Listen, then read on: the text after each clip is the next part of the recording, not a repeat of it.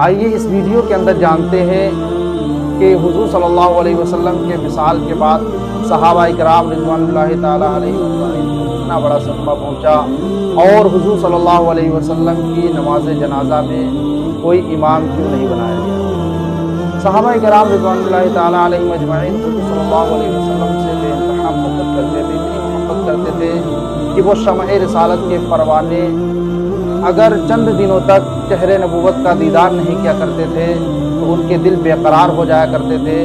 اور ان کی آنکھیں اشک بار ہو جایا کرتی تھی۔ حضور صلی اللہ علیہ وسلم کے دائمی فراق میں ان کے دل پر اتنا بڑا صدمہ پہنچا کہ وہ اپنے ہوش و حواس کھو بیٹھے اور آقا کریم صلی اللہ علیہ وسلم کی جدائیگی کو برداشت نہیں کر پائے۔ وہ صحابہ اکرام جو اکابر صحابہ اکرام تھے وہ بھی اپنے ہوش و حواس کو کھو بیٹھے۔ حضرت عثمان غنی رضی اللہ تعالی عنہ کہ ان پر تو ایسا سکتہ طاری ہوا کہ وہ ادھر سے ادھر بھاگتے پھرتے تھے اور کسی سے کوئی بات نہیں کرتے تھے، اور بالکل ایسا لگتا تھا کہ وہ اپنے ہوش و حواس کھو بیٹھے ہیں۔ اسی طریقے سے حضرت علی رضی اللہ تعالی عنہ جو کہ اپنے ہوش اور حواس کھو بیٹھے، اور آپ پر ایک ایسی غشی طاری ہو گئی کہ آپ زمین پر بیٹھ گئے اور ایسا محسوس ہوتا تھا کہ آپ کے اندر اب اٹھنے کی طاقت نہیں ہے۔ اسی طریقے سے حضرت عبداللہ بن انیس رضی اللہ تعالیٰ عنہ ایک صحابی رسول ہیں، جب ان کو خبر ملی کہ پیارے آقا علیہ الصلوۃ والسلام اس دنیا سے وصال فرما گئے ہیں تو ان کو اس طریقے کا صدمہ پہنچا کہ ان کا دل فیل ہو گیا، ان کا ہارٹ فیل ہو گیا، اور حضرت عمر فاروق اعظم رضی اللہ تعالیٰ عنہ کو اس کا اتنا بڑا صدمہ پہنچا کہ آپ نے اپنی تلوار کو نیام سے باہر نکال لیا اور اعلان کر دیا مدینے کی گلیوں میں کہ اگر کسی نے یہ کہا کہ پیارے آقا علیہ الصلوۃ والسلام کا وصال ہو گیا تو اس کی گردن کاٹ دیں گے۔ اور اس طریقے سے وہ اپنے ہوش کھو بیٹھے کہ وہ کسی سے کوئی بات کرنا پسند نہ کرتے تھے، بلکہ اپنی تلوار کو ننگی لیے پھرتے تھے، اور ایسا محسوس ہوتا تھا کہ حضرت عمر فاروق اعظم رضی اللہ تعالیٰ عنہ بہت ہی زیادہ غصے اور طیش میں ہیں۔ حضرت مغیرہ بن شعبہ رضی اللہ تعالیٰ عنہ حضرت عمر فاروق اعظم رضی اللہ تعالیٰ عنہ کے ساتھ حجر عائشہ کے اندر تشریف لائے اور پیارے آقا علیہ الصلوۃ والسلام کے چہرے کا دیدار کیا۔ عمر فاروق اعظم رضی اللہ تعالیٰ عنہ فرمانے لگے کہ اے مغیرہ، حضور صلی اللہ علیہ وسلم پر ایک غشی طاری ہو گئی ہے، ایک بے ہوشی طاری ہو گئی ہے، کچھ دیر کے بعد حضور صلی اللہ علیہ وسلم کو ہوش آ جائے گا۔ حضرت مغیرہ بن شعبہ رضی اللہ تعالیٰ عنہ نے عرض کی کہ عمر فاروق اعظم، بے ہوشی نہیں بلکہ آپ پر غشی نہیں طاری ہوئی ہے، بلکہ آپ کا وصال ہو گیا ہے، آپ اس دنیا کو چھوڑ کر کے چلے گئے ہیں، ہم سے جدا ہو گئے ہیں۔ حضرت عمر فاروق اعظم رضی اللہ تعالیٰ عنہ کو جلال آ جاتا ہے اور آپ طیش میں آ جاتے ہیں، آپ غصے میں آ جاتے ہیں اور کہتے ہیں کہ اے مغیرہ بن شعبہ، تم جھوٹے ہو، تم نہیں جانتے ہو کہ حضور صلی اللہ علیہ وسلم کا اس وقت تک وصال نہیں ہو سکتا ہے جب تک کہ دنیا سے ایک ایک منافق کا خاتمہ نہ ہو جائے۔ حضرت عمر فاروق اعظم رضی اللہ تعالیٰ عنہ ایسی حالت ہو گئی، لیکن ایک مرد مجاہد جس کو دنیا صدیق اکبر رضی اللہ تعالیٰ عنہ کے نام سے جانتی اور پہچانتی ہے، انہوں نے صبر اور استقلال کو قائم رکھا اور ان کے پیروں میں جنبش نہ آئی۔ حضرت ابوبکر صدیق رضی اللہ تعالیٰ عنہ اپنے گھر تشریف فرماتے، آپ کو جب خبر ملتی ہے تو آپ دوڑے دوڑے فوراً آتے ہیں، آنے کے بعد سیدھے کسی سے آپ کوئی بات نہیں کرتے ہیں، سیدھے آپ حضرت عائشہ صدیقہ رضی اللہ تعالیٰ عنہ کے حجر مبارکہ کے اندر تشریف لے جاتے ہیں اور پیارے آقا علیہ الصلوۃ والسلام کے چہرے پاک سے چادر کو اٹھاتے ہیں، اور اٹھانے کے بعد دونوں آنکھوں کے درمیان ایک بوسہ لیتے ہیں اور فرماتے ہیں کہ آپ اپنی حیات میں بھی پاکیزہ تھے اور اپنی وفات میں بھی پاکیزہ ہیں۔ اور حضرت ابوبکر صدیق رضی اللہ تعالیٰ عنہ فرماتے ہیں یا رسول اللہ علیہ الصلوۃ والسلام، اللہ رب العزت آپ پر دو موتیں جمع نہیں فرمائے گا، اللہ رب العزت نے جو آپ کی قسمت میں وفات لکھی تھی وہ آپ وفات پا چکے ہیں۔ حضرت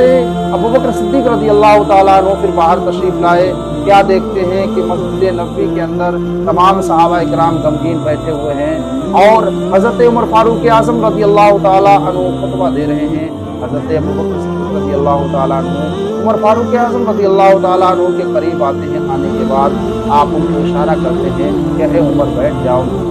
اب میں کچھ بیان کرنا چاہتا ہوں، لیکن حضرت عمر فاروق اعظم رضی اللہ تعالیٰ عنہ نہیں بیٹھتے ہیں، بات کو نہیں سنتے ہیں۔ حضرت ابوبکر صدیق رضی اللہ تعالیٰ عنہ نے خطبہ دیا اور لوگوں کو اپنی طرف متوجہ کیا،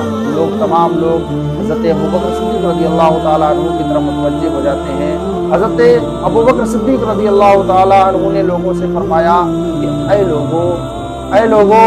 جو تم میں سے محمد صلی اللہ علیہ وسلم کی عبادت کرتا تھا وہ یہ سمجھ لے کہ محمد صلی اللہ علیہ وسلم اب وفات پا چکے ہیں، ان کا وصال ہو گیا ہے، اور جو اللہ رب العزت کی عبادت کرتا تھا تو وہ جان لے کہ اللہ رب العزت زندہ ہے، اس کو کبھی موت نہیں آئے گی، وہ ہمیشہ زندہ رہے گا۔ اور آپ نے قرآن مقدس کی سورہ آل عمران کی ایک چند آیتوں کو بیان کیا، وما محمد الا رسول قد خلت من قبلہ الرسل، کہ محمد صلی اللہ علیہ وسلم تو ایک رسول ہیں اور ان سے پہلے بھی بہت سے رسول ہوئے، تو کیا اگر وہ وفات پا جائیں یا ان کو شہید کر دیا جائے کیا تم الٹے پاؤں پھر جاؤ گے؟ یا اگر تم الٹے پاؤں پھرو گے تو اللہ رب العزت کا کچھ نقصان نہیں کرو گے، اور اللہ رب العزت صبر شکر کرنے والوں کو ثواب دے گا۔ پیارے حضرت عبداللہ بن عباس رضی اللہ تعالیٰ عنہ بیان فرماتے ہیں کہ حضرت ابوبکر صدیق رضی اللہ تعالیٰ عنہ نے جب یہ آیت کریمہ تلاوت کی تو صحابہ اکرام کو ایسا محسوس ہو رہا تھا کہ وہ اس آیت کریمہ کو جانتے ہی نہیں ہیں، بالکل بھول گئے تھے۔ جب حضرت ابوبکر صدیق رضی اللہ تعالیٰ عنہ نے یہ آیت کریمہ تلاوت کی تو تمام صحابہ اکرام اس آیت کو گنگنانے لگے اور وہ پڑھنے لگے، اس آیت کریمہ کا ورد کرتے ہوئے نظر آتے تھے۔ حضرت عمر فاروق اعظم رضی اللہ تعالیٰ عنہ نے جب حضرت ابوبکر صدیق رضی اللہ تعالیٰ عنہ کے بیان کو سنا اور یہ آیت کریمہ کو سنا تو حضرت عمر فاروق اعظم رضی اللہ تعالیٰ عنہ کی بھی کیفیت بدل جاتی ہے، اور وہ جو ننگی تلوار لیے مدینہ کی گلیوں میں اعلان کرتے پھرتے تھے کہ اگر کسی نے کہا کہ حضور کا وصال ہو گیا تو اس کا سر تن سے جدا کر دیں گے، اب وہ بھی نڈھال ہو کر کے غموں سے چور ہو کر کے زمین پر بیٹھ جاتے ہیں، اور پیارے آقا علیہ الصلوۃ والسلام کے بارے میں وہ بھی سوچنے لگتے ہیں، وہ بھی سمجھ جاتے ہیں کہ حضور علیہ الصلوۃ والسلام کا اب وصال ہو چکا ہے، اب آپ اس دنیا سے کوچ کر گئے ہیں۔ اب بات آتی ہے پیارے آقا علیہ الصلوۃ والسلام کو دفن کرنے کے بارے میں، غسل دینے کے بارے میں، تو آقا کریم صلی اللہ علیہ وسلم نے پہلے ہی اس چیز کی وصیت فرما دی تھی کہ میرے گھر والے مجھے غسل دیں اور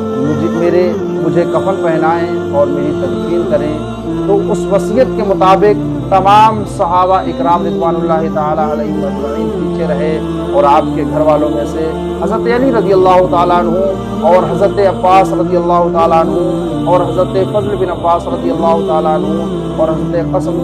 بن عباس رضی اللہ تعالیٰ عنہ، اور اسی طریقے سے حضرت اسامہ بن زید رضی اللہ تعالیٰ عنہ نے آپ کو غسل دیا۔ پیارے آقا صلی اللہ علیہ وسلم کا غسل جب مکمل ہو چکا، جب صحابہ اکرام غسل دینے سے فارغ ہوئے، جب غسل مکمل ہو چکا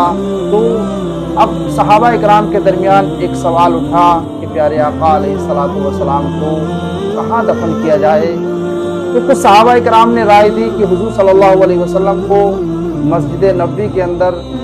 آپ کی تدفین کی جائے، اور کچھ صحابہ اکرام نے یہ رائے دی کہ پیارے آقا علیہ الصلوۃ والسلام کو صحابہ اکرام کے قبرستان میں دفن کیا جائے۔ حضرت ابوبکر صدیق رضی اللہ تعالیٰ عنہ پھر آپ کھڑے ہوتے ہیں اور آپ آقا کریم صلی اللہ علیہ وسلم کی ایک حدیث بیان کرتے ہیں کہ اے صحابہ سن لو کہ پیارے آقا علیہ الصلوۃ والسلام نے اعلان کیا تھا، آپ نے فرمایا تھا کہ انبیاء اکرام کو اسی جگہ پر دفن کیا جاتا ہے جس جگہ پر ان کی وفات ہوتی ہے، جس جگہ پر ان کا وصال ہوتا ہے۔ تو اس حدیث کے مطابق تمام صحابہ اکرام کا اتفاق ہو گیا کہ پیارے آقا علیہ الصلوۃ والسلام کو حجرہ عائشہ کے اندر دفن کیا جائے۔ پیارے آقا علیہ الصلوۃ والسلام کو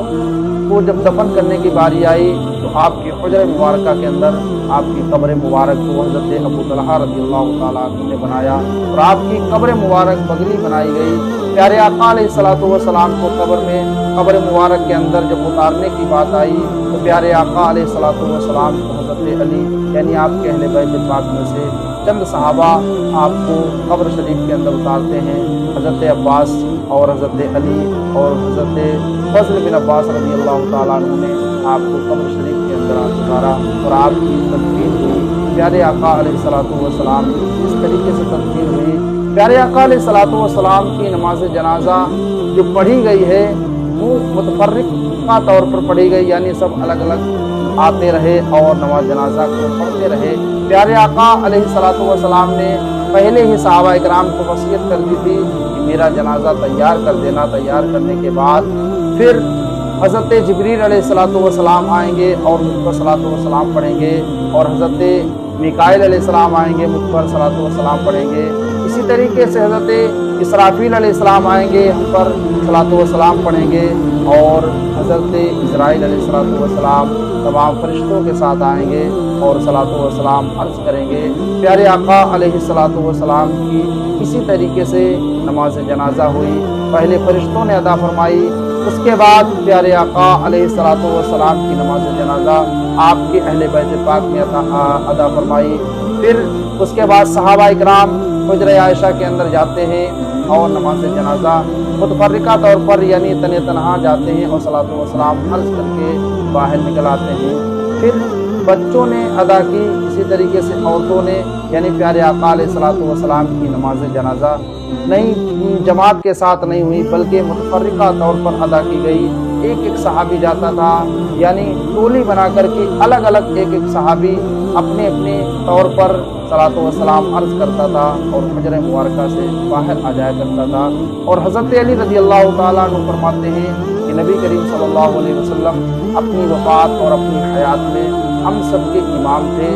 और अब नमाज जनाजा के लिए हम उनके इमाम नहीं बन सकते हैं, यानी प्यारे आका अलैहिस्सलातु वस्सलाम के हम इमाम नहीं बन सकते हैं। प्यारे आका अलैहिस्सलातु वस्सलाम ही हमारे लिए इमाम है, चाहे वो इस दुनिया के अंदर बाहयात हो या इस दुनिया से कूच कर जाए, तब उसी हालत में भी प्यारे आका अलैहिस्सलातु वस्सलाम हमारे इमाम ही रहेंगे, हम उनके इमाम नहीं बन सकते हैं। इसी वजह से प्यारे आका अलैहिस्सलातु वस्सलाम की नमाज जनाजा में किसी ने इमामत नहीं की, बल्कि सब ने इलाहिदा प्यारे आका अलैहिस्सलातु वस्सलाम की नमाज जनाजा को अदा किया। ये थी प्यारे आका अलैहिस्सलातु वस्सलाम के बारे में कुछ बातें।